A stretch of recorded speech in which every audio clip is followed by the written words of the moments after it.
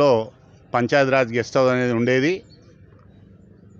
అప్పట్లో కోట్ల విజయభాస్కర్ రెడ్డి ముఖ్యమంత్రిగా, ఇక్కడ స్థానికంగా మంత్రి సంతోష్ రెడ్డి గారు ఉన్నప్పుడు 10 లక్షలతోటి దాన్ని అప్గ్రేడ్ చేసి 4 సూట్లు, కాంపౌండ్ వాల్ అన్ని అభివృద్ధి పథంలో అభివృద్ధి చేయించడం జరిగింది.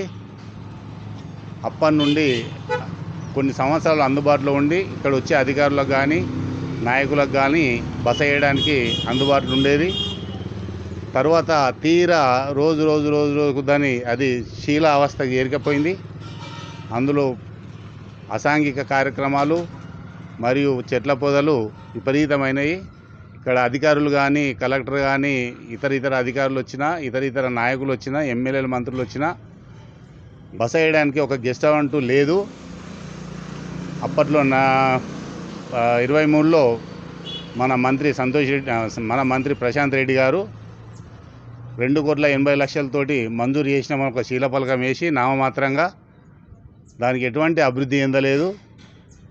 దాన్ని అభివృద్ధి పథంలోకి తెచ్చి దానికి మంజూరు చేసి అట్టి గెస్ట్ హౌస్ను మరీ అందుబాటులోకి తెచ్చి ఇక్కడ వచ్చే అధికారులకు కానీ ప్రజాప్రతినిధులకు కానీ దాన్ని అందుబాటులోకి తేవాలని ఈ భీమవరం ప్రజల తరఫున కోసమా.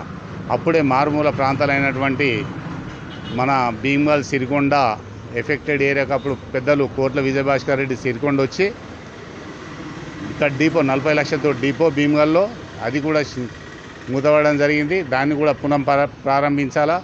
ఈ తాలూకా కనుక గతంలో ఇది అభివృద్ధి చెందాలంటే కొన్ని ఆఫీసు డిఎస్పీ ఆఫీస్ కానీ డివిజన్ ఆఫీస్ కానీ ఇక్కడ కోర్టు కానీ ఇవన్నీ వస్తే ఈ మారుమూల ప్రాంతమైనటువంటి భీమవరం మండల్ ఇంకా అభివృద్ధి చెందుతానని ఈ భీమవరం మండల్ ప్రజల తరఫున ఉన్నంత అధికారులకు ప్రభుత్వానికి విన్నవించుకుంటున్నాం.